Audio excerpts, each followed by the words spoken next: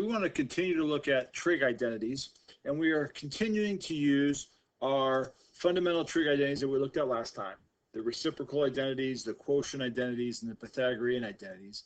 And what we want to do, though, is we want to kind of give a little bit more maybe direction and some help in trying to do these. Now, to get us going, I want to talk about the difference between an identity and an equation. So here are some examples. On the right over here are equations, and you've seen these a lot. So you have x plus 1 equals 3. That is an equation. We solve that, we get an answer of 2. So an equation may have one answer. If we have an equation with an absolute value, we may get two answers. Here, if you have an absolute value, you may be able to get two different answers. Or we may have something like sine of x equals 0, which we know from our unit circle, we had an infinite number of answers. We could have something like 0 plus or minus 360n, and you could have an infinite number of answers. And actually the second one, because it is the absolute value equals a negative, you may get no solution. So when you're looking at an equation, you could get one solution, you could get many solutions, you could get no solutions, or you could get infinite number of solutions. But that is different than an identity. So let's look at an identity. 2x minus 4 equals 2x times the 2 times the quantity x minus 2. And you can see, if you distributed this through, that this is not an equation. There's not an answer that will make this true. Every number makes this true. Now, that's different than down here, sine of x is 0. There may be an infinite number of answers where sine of x is 0, but not every single value of x makes that true. Consider cosine squared plus sine squared equals 1. That's what we looked at last time. That was an identity. Now, we didn't prove it last time, but let me kind of show you this on a calculator. If I take cosine of an angle squared plus sine of the same angle squared, I get 1. Now, you may wonder, well, am I in radians or degrees? And the answer is, it doesn't matter. I am in degrees right now, but if I switch it to radians, it still works. Because cosine squared plus sine squared of the same angle in degrees, radians, it doesn't make a difference, is always, always, always 1 for every possible answer. That is an identity. Now, if I subtract sine, and I got cosine squared equals 1 minus sine squared, that is an identity. That will work for any value of x. But we need to be careful. Sometimes you can't, we know this is true. So if we have an equation, you can add the same thing to both sides. But we got to be careful sometimes, because when you can do algebra, you may end up with something like this. Is cosine equals the square root of 1 minus sine squared? Is that an identity? And basically where that comes from is taking a square root of both sides up here. But that doesn't work, because you take a square root, what you could get, you remember you need plus or minus here, because cosine could be negative. This is always positive. So we need to be careful with our identities and how we show identities. I'll give you another example. I want to prove 1 equals 2, which we all know 1 does not equal 2. But let me show you how I can prove it. If I say, well, 1 equals 2, and I have an equal sign in the middle, so as long as I do the same thing on both sides of that equal sign, then I could multiply both sides by 0. And then 0 times 1 is 0, and 2 times 0 is 0. And we all know 0 equals 0, so that's true. Therefore, 1 equals 2. That doesn't work. That doesn't make sense. We know 1 doesn't equal 2. So what's our problem? The problem is, if you do this where you do the same thing to both sides, you're assuming that this is true. So what you have to do in order to prove that something is equal is you need to work on the two sides separately. And you need to show that they're the same thing. And that's what we want to look at today with our trig identities. We want to prove trig identities. So we want to start with something like this. Cotangent of x times sine of x equals cosine of x. Now, from what we did yesterday, this is a little bit easier because they're not telling us the answer. We're not just simplifying it, they're telling us what we should end up. But the way we have to do this is we have to divide this in half. And we have to just work on one side of the equation and get an answer and try to make it look like the other side. We can't take both sides and divide by cosine or add something to both sides because then you're trying to prove 1 equals 2. So we want to work on just one side. So like we did yesterday, we're going to put the line down the middle and then we're going to work on this one side and we want to make this side look like cosine. Now to help us do this, we want to look at some steps, some guidelines to help us to do this. So here are our guidelines to help us with these problems. The first, work on one side of the equation at a time. In this example, I'm probably going to work on the left side because it looks like the right side is already simpler. A second step, look to factor or add fractions. If you have fractions, you're always going to try to combine those fractions by adding them, getting common denominators, that stuff, that kind of thing. Step 3, look to use fundamental identities. So what do we mean by fundamental identities? We mean these, the Pythagorean identities, the quotient identities, the reciprocal identities.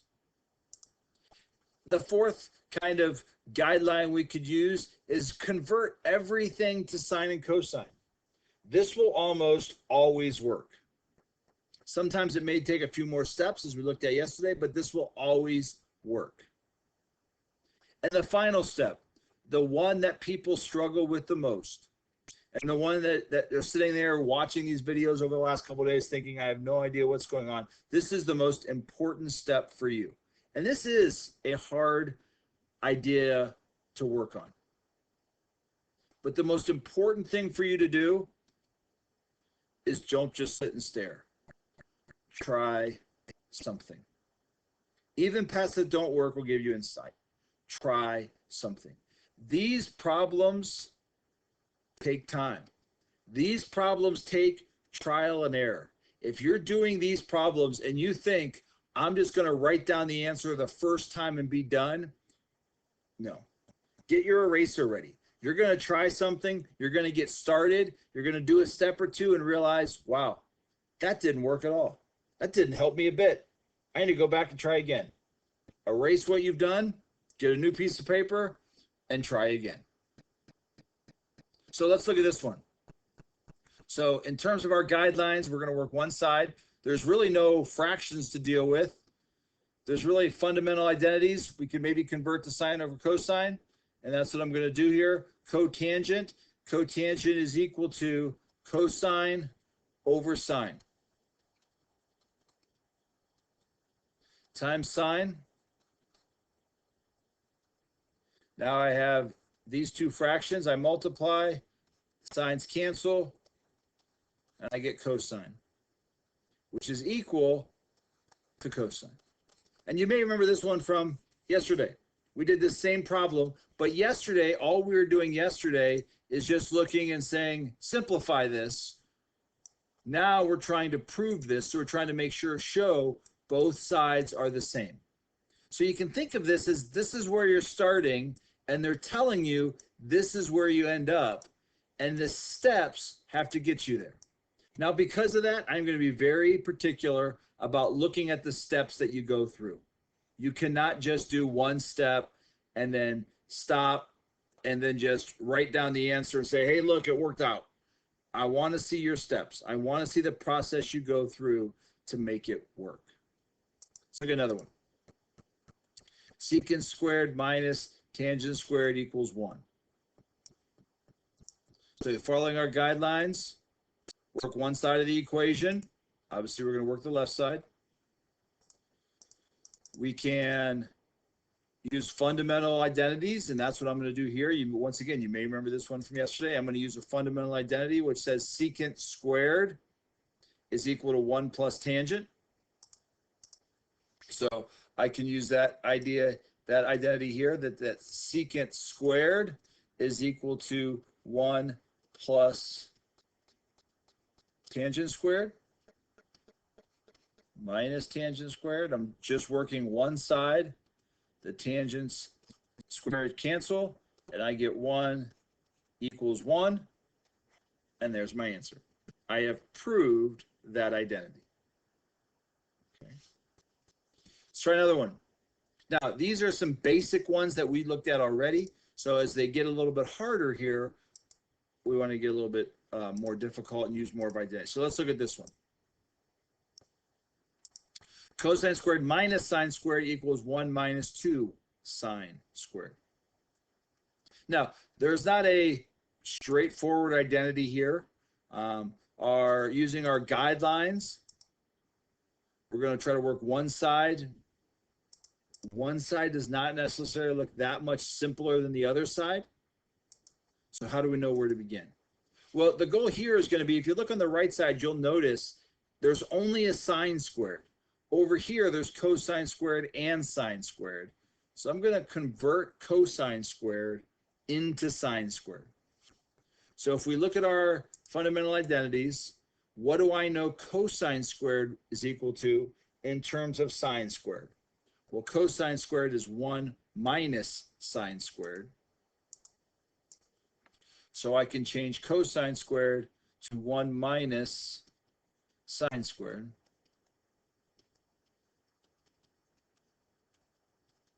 To get to there. Now I can simplify 1 minus sine squared into 1 minus 2 sine squared. And you'll notice we have our answer. They are equal on both sides. So you need to use that side, or that one side, to kind of show you where you want to go. This is saying this is the final answer you want to get there. What steps do you need to take to get you to that answer? Okay.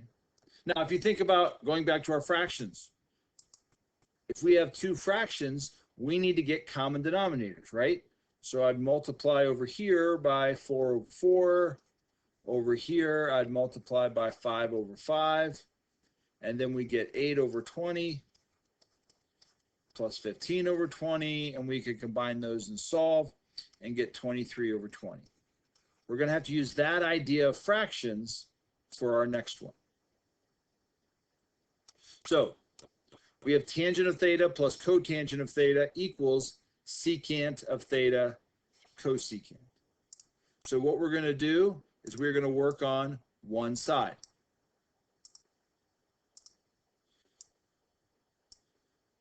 So I'm going to work on the left. So let's change secant and cotangent. And I'm going to do this one by changing them to sine and cosine. So this is going to be sine of theta over cosine of theta plus cosine of theta or over sine of theta. Now, one of our guidelines is we've converted everything to sines and cosines. Now we have two fractions. We want to combine these. So we want to get common denominators. So just like here, I had to multiply by 4 over here and 5 over here. I'm going to do the same thing over here. I'm going to multiply by sine over sine to get common denominators, and cosine over cosine. And you're going to notice my denominators will be sine cosine, sine cosine, plus sine cosine at the bottom. But watch what my top is. Over here, I get sine squared. Over here, I get cosine squared. So the bottom of my fraction is just sine cosine, right? When you add fractions, the bottom stays the same. But notice what the top is. sine squared plus cosine squared. Or from what we did yesterday, we know that equals 1. That is our number one main Pythagorean identity, is sine squared plus cosine squared is 1. So we get to here. Now, that doesn't equal the other side. In this case, we need to do a little bit of work on the other side. Secant of theta is 1 over cosine. Cosecant of theta is 1 over sine. Now, if I am combining two fractions that I'm multiplying together, I just multiply the top, multiply the bottom, and get to there. And if you're multiplying two things, you know the order doesn't make a difference. So there is our answer. So this requires us to not only understand our identities and simplify fractions and get common denominators, just a lot of algebra to understand how to solve these. Let's look at one more. Cosecant of phi minus sine equals cosine times cotangent. And I know many of these I use using lots of different Greek letters on purpose. You may feel better just to make everything x. That's fine. So cosecant of phi is 1 over sine minus sine. Oh, and I already messed up my symbol there. Let's draw our line down the middle. We want to work on one side and make it look like the other side. So you can see that one of the things we're going to have to do here is get common denominators again. So I'm going to multiply by sine over sine. This gives me 1 over sine minus sine squared over sine. Now I have common denominators, and I can combine this. And on the top, I have 1 minus sine squared. But we know 1 minus sine squared is cosine squared. So I get to there. Now I'm going to stop. I'm going to go back to the other side. And I have cosine times cotangent, which cotangent is cosine over sine. And now if you multiply these two fractions, you get cosine squared over sine, which is the same thing, and we have proved that trig identity. Let me say, these are not easy problems. I understand that. The best thing we can do is to do more practice. So if you look at our outline for this week, you'll notice trig identities 2, homework here. Tomorrow, the next day, we are just going to do more practice. I'm going to put up a practice worksheet. If we were doing this in school, this would be something we would just spend a day just working on problems in class. So I'm going to put up a worksheet for tomorrow that has more of these problems on it. And then I'll put up the answers, and I'll also put up a video that I go over the answers. So I'd encourage you to try to work on that worksheet, to try a problem, see if you can get it, and then watch the video that explains how to do that problem. And then try another one and work your way. The best way to do these are not easy, and the best way to do them is just more practice over trying to solve or prove these trig identities. Part of it is just understanding these fundamental identities well enough that when you look at things, you can look at them and know what they are and know how to solve them. All right, you are now ready for the homework over 6.6 trig identities 2.